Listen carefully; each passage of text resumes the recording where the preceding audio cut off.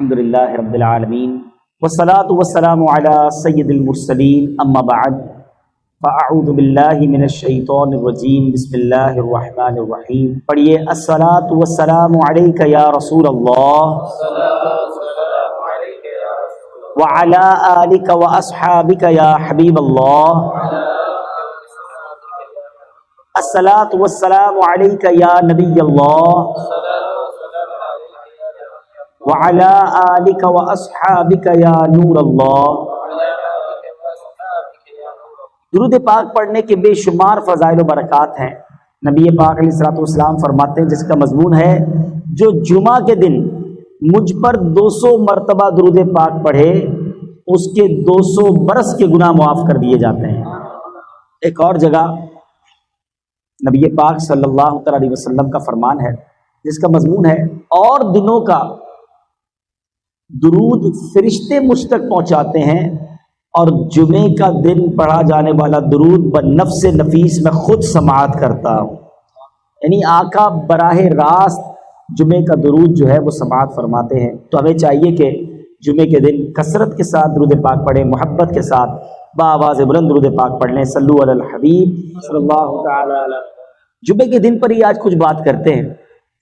Normally ہم جمعے کا دن ڈے آف فرائیڈے آرڈنری انداز میں گزار لیتے ہیں, تھوڑی سی کوشش کر کے جمعے کی نماز پڑھ لیتے ہیں, لیکن شاید یہ احساس نہیں ہوتا کہ یہ جمعہ ہمارے لیے کتنا بڑا رب کی طرف سے انعام ہے. جمعہ جو ہے وہ سید الایام ہے, تمام دنوں کا سردار ہے. جمعے کے دن جہنم کی آگ نہیں سلگائی جاتی.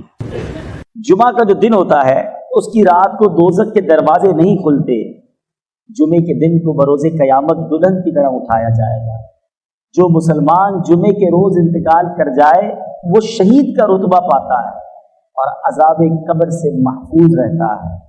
اور سبحان اللہ, جمعے کی ایک نیکی 70 نیکیوں کے برابر ہے.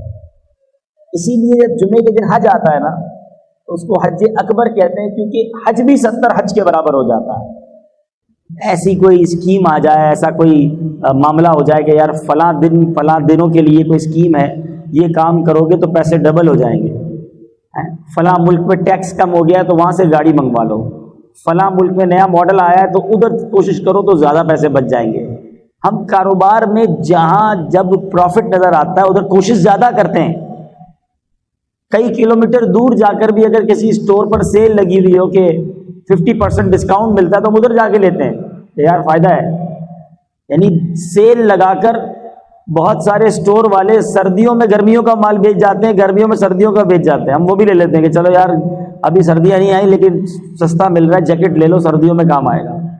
یعنی یہ ہمارا مائنڈ سیٹ ہوتا ہے, اس میں کوئی شرعی قباحت بھی نہیں ہے. لیکن یہی ذہن نیکیوں میں کیوں نہیں بنتا؟ جمعے کے دن ایک نیکی کرے تو 70 نیکیاں ہیں. اب آپ بتائیے کہ مثال کے طور پہ کسی نے ذہن بنایا ہوا ہے کہ میں منڈے والے دن, پیر والے دن کسی مریض کی عیادت کرنے جاؤں گا, ٹیوزڈے کو میں نے فلاں غریب کی مدد کرنی ہے, تو منڈے ٹیوزڈے سنڈے کو جو کام کرنے 2-3 دن پہلے کر لیں اور جمعے والے دن کریں تاکہ 70 ٹائمز ملٹیپلائی ہو جائے. تو اگر میرا اور آپ کا یہ نیکیاں کمانے کا ذہن بن جائے نا تو انشاءاللہ ہم بہت ساری نیکیاں اکٹھا کر سکتے ہیں, اور یہی نیکیاں آخرت میں کام آنی. یاد رہے, مرنے کے بعد کفن میں جیب نہیں ہوگا اور قبر میں تجوری نہیں ہوگی. میرے اور آپ کے ساتھ جو جائے گی نا چیز وہ ہمارے اعمال ہی جائیں گے. یہ ہمارا سارا سرمایہ, سارے ہمارے ویزے, پاسپورٹ, ہماری جو بھی دنیا ہے وہ یہی رہ جائے گی. بلکہ بڑی خوبصورت بات کتابوں میں لکھی کہ جب انسان کا انتقال ہوتا ہے تو گھر والے آپس میں بات کرتے ہیں, ایک دوسرے سے پوچھتے ہیں کہ بتاؤ مرحوم نے پیچھے کیا چھوڑا ہے. مگر فرشتے جب بندہ قبر میں جاتا ہے تو آپس میں یہ گفتگو کرتے ہیں کہ بتاؤ مرحوم نے آگے کیا بھیجا ہے. اصل چیز وہ نیکیاں ہیں جو ہم نے آگے کے لیے جمع کر رکھی ہیں. اللہ کی رحمت سے ہر ہفتے میں ایوری ویک ہمیں ایک دن ملتا ہے جس میں ہم خوب نیکیاں کما سکتے ہیں. ہمارے بزرگان دین ہر جمعے تلاش کر کر کے نیکیاں کرتے تھے. ہمیں بھی یہ ذہن بنانا چاہیے، اور جمعے کے دن کی اہمیت کا اندازہ اس بات سے لگائیں کہ اس دن کی اہمیت اتنی ہے کہ اللہ تعالیٰ نے اس دن کی فضیلت بیان کرنے کے لیے قرآن میں ایک پوری سورت سورہ جمعہ کے نام سے نازل فرمائی ہے۔ ایک پوری سورت کا نام ہی سورہ جمعہ ہے، اور اس میں ارشاد باری ہوتا ہے، اس کا ترجمہ کیا ہے؟ اے ایمان والو، جب نماز کی اذان ہو جمعہ کے دن تو اللہ کے ذکر کی طرف دوڑو اور خرید و فروخت چھوڑ دو، یہ تمہارے لیے بہتر ہے اگر تم جانو۔ تو جمعہ کے لیے سب سے اہم کام نماز جمعہ ہے کہ حدیث پاک کا مضمون ہے کہ جمعہ کے دن جو سب سے پہلے آتے ہیں وہ ایسے ہیں جیسے جنہوں نے اللہ کی راہ میں اونٹ صدقہ کیا ہو۔ یعنی آپ سوچیں کہ ہر جمعے اونٹ قربان کرنا آسان تو نہیں ہے، لیکن ہر جمعے آپ اونٹ صدقہ کرنے کا ثواب کما سکتے ہیں جو سب سے پہلے آتے ہیں۔ اس کے بعد آنے والے ایسا ہے جیسا اس نے گائے صدقہ کی ہو، اس کے بعد آنے والا ایسا ہے، نبی پاک فرماتے جیسے بکری صدقہ کی ہو، اس کے بعد آنے والا ایسا ہے جیسے مرغی صدقہ کی ہو، اس کے بعد آنے والا ایسا ہے جیسے انڈا صدقہ کیا ہو، یعنی ثواب کم ہوتا جائے گا۔ تو ہمیں کیا کرنا چاہیے کہ کام کاج چھوڑ کر اہتمام کے ساتھ جمعے کے دن جلدی مسجد میں آ جائیں، اور ماشاءاللہ اس سے ایک اور فائدہ یہ بھی ہوگا کہ جو بیان ہو رہا ہوگا وہ بھی سننے کو ملے گا، علم دین بھی ملے گا، اور راہ خدا میں اونٹ صدقہ کرنے کا ثواب بھی مل جائے گا۔ تو جمعے کے دن کی تیاری ہونی چاہیے۔ اچھا، اسی طرح جمعے کے دن جہاں نیکیاں 70 بار ملٹیپلائی ہو جاتی ہیں نا، اور یہ اللہ کی شان ہے کہ اس دن کا مرتبہ بہت بڑا ہے، تو پھر گناہ بھی ملٹیپلائی بائی 70 ہو جاتا ہے۔ جمعے کے دن گناہ سے بچنا ہے، عام دنوں میں بھی بچنا ہے مگر جمعے کے دن زیادہ بچنا ہے۔ یعنی مثال کے طور پہ اگر کوئی شخص رمضان میں گناہ کرتا ہے تو ہم کیا کہتے ہیں؟ یار رمضان کے مہینے میں گناہ کر رہے ہو، یہ تو نیکیاں کمانے کا مہینہ ہے۔ مکہ شریف میں جا کر ایک نیکی 1,00,000 نیکی کے برابر ہے، مگر ادھر گناہ بھی 1,00,000 کے برابر ہے۔ جس چیز کی تعظیم زیادہ ہوگی نا، اس گھڑی میں، اس مقام میں، اس مہینے میں گناہ بھی زیادہ ناپسندیدہ ہوگا، اس کی سزا بھی زیادہ ہوگی۔ تو جمعے کے دن بالکل آپ نے اپنے آپ کو گناہ سے بچائے رکھنا ہے کہ کہیں ایسا نہ ہو کہ عبادت تو نہ کر سکے اور الٹا گناہ گار ہو جائیں، ہمارے گناہوں کا میٹر چلتا رہے۔ اللہ پاک مجھے اور آپ کو گناہوں سے محفوظ فرمائے، گناہ کرنے سے ہم سب کو بچائے رکھے۔ اب جمعے کے دن کرنے والے کام کیا ہے؟ احادیث میں یہ مضمون ملتا ہے کہ جو جمعے کے دن عمامہ پہنتے ہیں، جمعے کے دن عمامہ پہننے والوں پر اللہ کے فرشتے درود بھیجتے ہیں۔ تو کوشش کریں کہ کم از کم جمعے کے دن امامہ پہن لیا کرے، اپنے آفس میں رکھ لے امامہ شریف اور جمعے کے دن پہن لیا کرے۔ ایک اور روایت میں آتا ہے کہ جمعے کے دن جو امامہ پہنتا ہے بغیر امامے کے 70 جمعوں کے برابر اسے ثواب ملتا ہے، 70 ٹائمز مور برکتیں ملتی ہیں۔ جمعے کے دن ناخن کاٹے جائیں تو تنگ دستی دور ہوتی ہے، روزی میں برکت ہوتی ہے، یہ سنت بھی ہے۔ یاد رہے کہ ناخن 40 دن سے زیادہ نہیں بڑھنے چاہیے، اور جمعے کو کاٹیں تو انشاءاللہ اس سے تنگ دستی دور ہوگی، روزی میں برکت ہوگی انشاءاللہ۔ تو اللہ پاک ہمیں نیکیوں کا حریص بنا دے۔ دنیا کے مال، دنیا کے کاروبار کی لالچ تو ہمیں ہوتی ہے، لیکن نیکیوں کی اگر لالچ ہو جائے نا، پتہ چل جائے کہ کہاں سے کیسے بڑی نیکی ملے گی تو فوراً اسے حاصل کرنے پہنچے۔ صحابہ کرام کو بڑا شوق تھا، یعنی وہ نیکیاں تلاش کر کے نیکیاں حاصل کرنے کی فکر کرتے تھے۔ اب حضرت عثمان غنی کی مثال لیجئے کہ کتنے بڑے صحابی ہیں، آپ ذوالنورین ہیں، عشرہ مبشرہ میں ہیں، اور یقینی جنتی ہیں، نبی پاک سے 2 بار جنت خریدی۔ اتنی ساری نیکیاں ہونے کے بعد ہم جیسا آدمی تو کہہ پہ بہت ہو گیا، اب اتنی ساری نیکیاں تو ہو گئی، مگر صحابہ کرام رکتے نہیں تھے۔ ایک بار نبی پاک علیہ الصلوۃ والسلام نے مدینے کے لوگوں کو پانی کی ضرورت تھی، تو جو کنواں والا شخص تھا اس سے کہا کہ یہ کنواں مجھے دے دو اور اس کنویں کے بدلے جنت میں کنواں لے لو۔ وہ شخص کہتا ہے حضور میرا یہی کاروبار ہے، میرا کام چلتا ہی اسی سے ہے، میں اسی پانی کو بیچ کر گھر والوں کا معاملہ کرتا ہوں۔ تو اس نے آفر کو قبول نہیں کیا۔ کسی طرح یہ خبر حضرت عثمان غنی کو پہنچ گئی۔ حضرت عثمان غنی نبی پاک علیہ الصلوۃ والسلام کی بارگاہ میں عرض کرتے ہیں کہ حضور وہ آفر میرے لیے بھی ہے، اگر میں وہ کنواں خرید کر مسلمانوں کے لیے وقف کر دوں تو کیا میرے لیے بھی جنت ہے، جنتی کنواں ملے گا؟ نبی پاک نے فرمایا اے عثمان یہ آفر یہ تمہارے لیے بھی ہے، حضرت عثمان نے وہ کنواں جس قیمت میں اس نے دیا خریدا اور مسلمانوں کے لیے وقف کر دیا. تو پتہ چلا کہ صحابہ کرام کو موقع ملتا، چانس ملتا کہ ادھر نیکی ہو سکتی ہے، وہ فوراً وہ نیکی کرنے کی کوشش کرتے تھے. ہم کاروبار کے لیے تو واقعی اتنے جس کو کہیں کہ ایگریسو ہیں کہ جیسے ہی موقع ملے کہ یہ کام کر لو ہم کر لیتے، اس ملک میں پہنچ جاؤ. اب دیکھیں نا اتنے سارے پاکستانی یہاں پہنچ گئے.